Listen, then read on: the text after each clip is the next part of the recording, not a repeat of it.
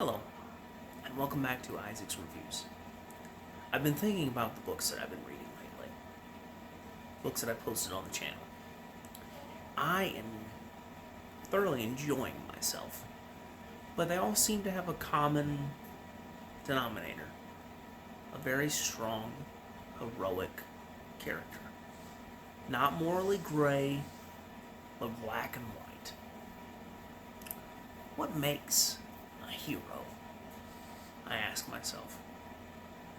Why are we drawn to these characters who make these hard decisions?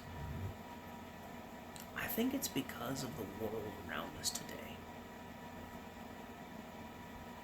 The world around us today is, put it frankly, some people find it scary. Some people find it frustrating. We live in a morally relativistic society where what's right for you may not be right for me. I hear that parroted quite often. Well, that's right for you, but that's not right for me. Or that may be wrong for you, but that's not wrong for me. We have people who decide that they're a different person every 30 seconds. They pick and choose what they want their reality to consist of. And they pick and choose what they want their morals to be, based on the situation they're in. I think that's why I'm drawn to some of these older, more pulpy, heroic figures. Because they know what's right and what's wrong. They represent a clear line of what is right and what is wrong. And they valiantly fight for what's right. And that's something that we are desperately in need of in today's society. We have blurred the lines so very hard.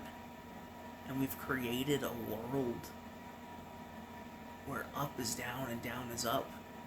And no one feels secure in the knowledge they are doing what is right. And I know I'm speaking in generalities. Some of you may very well be very secure in the knowledge that you are doing what is right. Some of you may try to do what is right and feel like at every single point the world is just against you for doing what is right. So many of these companies these days, they have these things called DE&I, diversity, equity, and inclusion. They have these things that seem to prop people up based on skin color, based on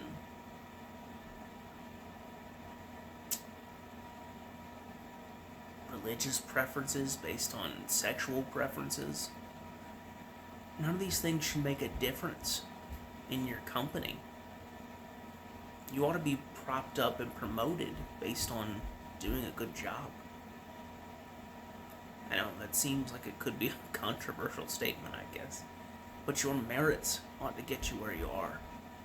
It ought not be based on the fact that you're black, white, orange, or purple. I don't care. We have people these days that are claiming that children can make life-altering decisions, permanently scar themselves, and we're pretending that that's a good thing. We have people that are arguing that pedophiles should just be allowed to do whatever they want to do, and that we should accept that as part of the LGBTQ plus whatever. And I think even the LGBTQ plus whatever would agree with me that pedophilia is something we should not tolerate. What is right in this world? Some people base it on religion. It's seemed like for a long time we did. We based it on religion, singular ethics, but we've devolved into moral relativism. Every man did that which was right in his own eyes.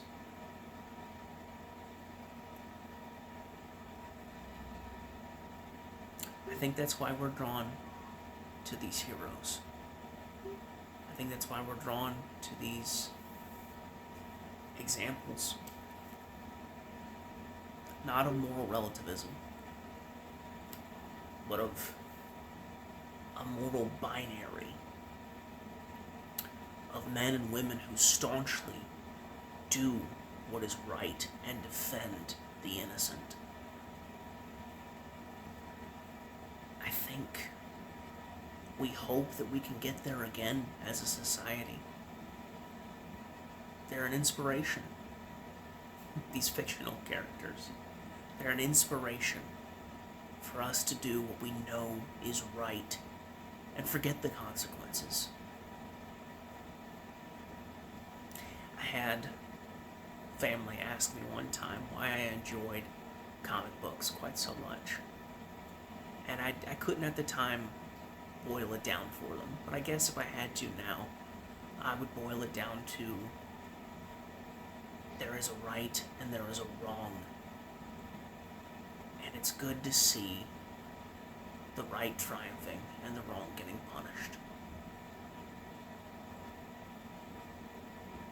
And maybe, just maybe, if we aspired to more, if we aspired to be like our heroes in these books, in these comics,